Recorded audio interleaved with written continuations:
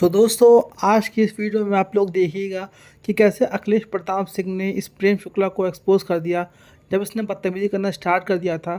और देखिए कहने कि हम लोग क्यों बात करें, किससे बात करें, वहाँ पे कोई बच्चे नहीं हैं, अभिजीत दीप के कोई स्टूडेंट नहीं है, वो बाहर से आया है वगैरह वगैरह। इस चीज़ के ऊपर डिबेट हो रही थी, आप इस डिबेट को देखो। चलिए शुरू करते हैं इस वीडियो को। साहिल जी, पिछले कई वर्षों से राहुल जी, कांग्रेस पार्टी ये बात कह रही है कि देश में जितने पर्चे लीक हो रहे हैं और जो हमारा एजुकेशन सिस्टम है जिसमें विशेष तौर से परीक्षा, वो सिर्फ कुछ रिच और प्रिविलेज लोगों के लिए ही बनाया गया है। इस पे बात होनी चाहिए, इस पे सुधार होना चाहिए। कई सालों से कह रहे हैं और हर महीने कहते हैं, हर महीने इस तरह की बातों में जाकर के मीटिंगों में, जनसभाओं में लड़कों के बीच, छात्रों के बीच ये बात कर रहे हैं। लेकिन ये सरकार के कान में कोई जू नहीं रेंग रहा है, क्योंकि सरकार ने बीजेपी की जो 14 अटल जी के बाद की जो बीजेपी है, उसने भ्रष्टाचार को अपना शिष्टाचार बना लिया है और वो काम पूरा भ्रष्टाचार कर रहे हैं। 7.5 करोड़ नौजवानों ने पिछले 8-10 वर्षों में इससे प्रभावित हुए और उनको निराशा हाथ लगी। और आज भी ये सरकार चेत नहीं रही है। बार बार कहा जा रहा है राहुल जी की बातों से, फिर भी सरकार पे असर नहीं पड़ता है। एक नकारा शिक्षा मंत्री जो 5 साल से अधिक समय में है, सिर्फ उसके उद्दामन पे दाग ही दाग हैं उस विभाग के और शिक्षा के, उसे क्यों बचाया जा रहा है?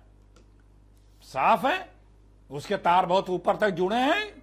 किसी के इशारे पर वो ईमानदारी से भ्रष्टाचार कर रहा था, तो जिन लोगों के लिए ईमानदारी से वो भ्रष्टाचार कर रहे थे वो लोग उन्हें बचा रहे हैं। कहा जा रहा है, अभी आपने कहा कि बदल देने से क्या फर्क पड़ेगा। जिसकी जिम्मेदारी है जवाबदेही उसकी होती है। और अगर कुछ भी नया व्यवस्था अपना दे और वही नकारा व्यक्ति रहेगा तो क्या वो व्यवस्था चल पाएगी? नहीं चलेगी। तो नकारे को तो पहले हटाना पड़ेगा। अब मोदी जी नहीं हटा रहे हैं, अभी अपने शिक्षा मंत्री प्रधान को नहीं हटा रहे हैं, तो कल कहीं ऐसा ना हो प्रधानमंत्री को हटना पड़ जाए।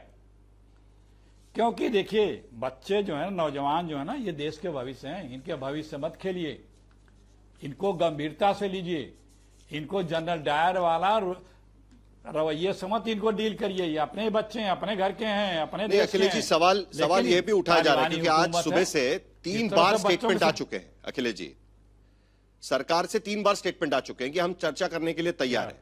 ठीक है, वो कॉकरोच जनता पार्टी के लोगों को भी कह रहे हैं, स्टूडेंट्स को भी कह रहे हैं कि आप आइए हम चर्चा करते हैं।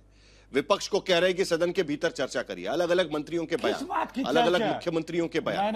तो एक व्यापक चर्चा होना जरूरी है या इस्तीफा आपके लिए जरूरी है? और इस्तीफा जरूरी है तो क्यों जरूरी है कांग्रेस पार्टी के लिए कि उसके बिना चर्चा नहीं हो पाएगी? मैंने आपको समझाया, फिर समझा रहा हूं। इस्तीफा इसलिए जरूरी है कि आप कोई भी बेहतर से बेहतर भी व्यवस्था बना लेंगे, नकारा व्यक्ति के नेतृत्व में वो बेहतर व्यवस्था भी फ्लॉप ही होगी। इसलिए इस्तीफा पहले जरूरी है। और इस्तीफा क्यों नहीं लिया जा रहा है? क्यों नहीं इस्तीफा लिया जा सकता है? कौन से उसमें मेरिट है उस मंत्री में? इतना फेल्योर, इतने नौजवान बच्चों का भविष्य बिगाड़ने वाला, जिसपे किसी को यकीन नहीं रहा, उसे क्यों उस मंत्रालय में रखा गया है? क्या जाता है? क्यों नहीं हटा सकते हैं? क्यों नहीं हटा रहे? बच्चों के मुद्दे पर नहीं हटाएंगे जो इतना फेल्योर हो? कारण क्या है?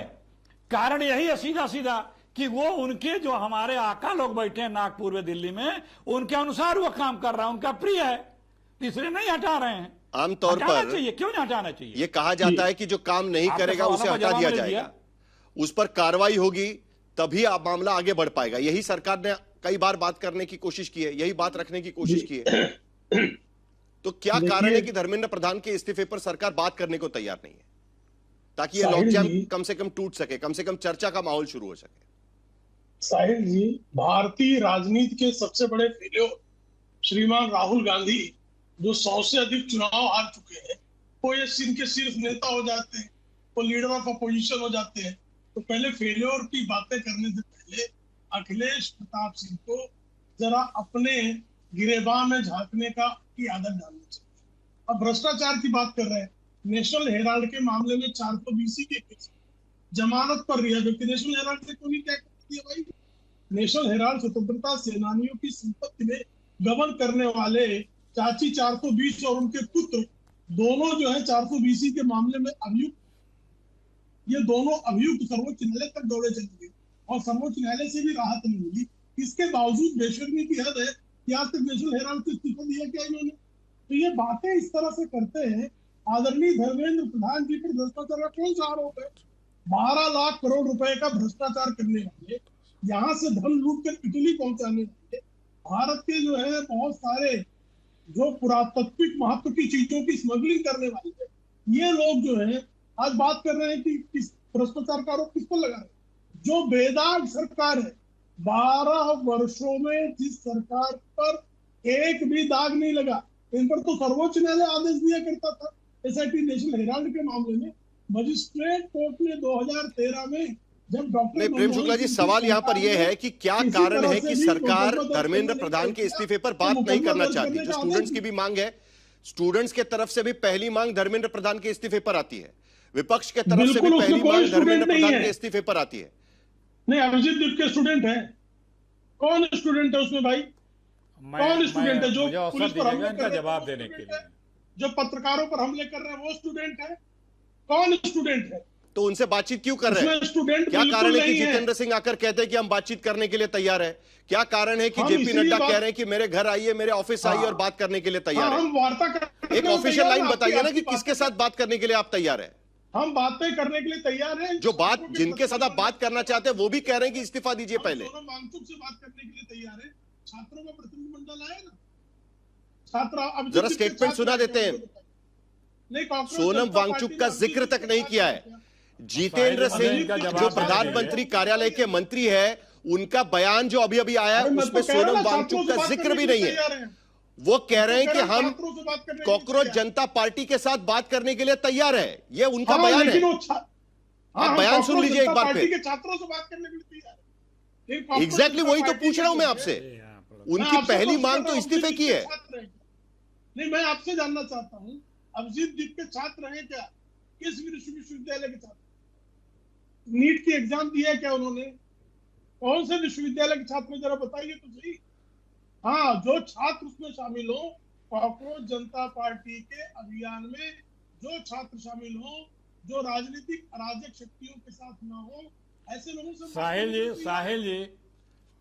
जी जरा समय दीजिए। अखिलेश प्रताप सिंह, देखिए मामला वो अभी कह रहे, उनके मंत्री कह रहे हैं कि हम बातचीत करने के लिए तैयार हैं। प्रवक्ता कह रहे हैं कि अभिजीत दीप के होते कौन है, उनसे क्यों बात करें हम? नहीं, अभिजीत दीप के छात्र क्या? मैं ये नहीं, कौन है नहीं पूछो, छात्र है क्या? मेरा प्रश्न अभिजीत दीप के छात्र है क्या? अरे तो बात क्यों कर रहे हैं? जो आके आपको मिले थे प्रतिनिधिमंडल में, उनसे बात क्यों की आपने? अरे आपने मुझसे सुना, अब मुझसे सवाल किया तो सुन तो लीजिए। अब सवाल मुझसे क्या, सुन तो लीजिए साहिल भाई। साहिल भाई देखिए, जो लोग लोकतांत्रिक होते हैं ना, उनमें संवेदनशीलता होती है। तानाशाह में संवेदनशीलता नहीं होती। यहाँ पे हमारे मित्र जो है, देखिए भाई मैं किसी के बीच में नहीं बोलता, थोड़ा इसका बनाए रखिएगा। यहाँ पे बताया जा रहा है कि जो छात्र नहीं है वो बात नहीं कर सकता। तो सांसद में कौन छात्र हैं? नेता जितने संसद में चुन गए वो कौन छात्र हैं? अच्छा, ये देखिए विचारधारा, देखिए तानाशाही की, कि यह व्यक्ति कह रहा है कि जो छात्र नहीं है उनसे हम क्यों बात करें। तो जो लोग आज छात्रों के पक्ष में, देखिए प्लीज इसे जो है प्लीज, ये देखिए ये बीजेपी के सबसे विचारधारा के, ये बीजेपी के चेहरे हैं, ये बीजेपी की विचारधारा है, बीजेपी के आदर्श हैं। अंग्रेजों के दलाल जो है भाई मेरे, ये बीजेपी के आदर्श हैं। ये देखिए बीजेपी के आदर्श हैं। ये इनके संस्कार देख लीजिए साहिल भाई, देखिए इनके संस्कार कितने अच्छे हैं। इनकी पार्टी अपने संस्कार का परिचय दे रहे हैं, अपने परिवार के बाकी सारे लोग भी हैं। आप अपनी बात खत्म करिए। इनको चुप करा तब मैं बोलूंगा साहिल भाई।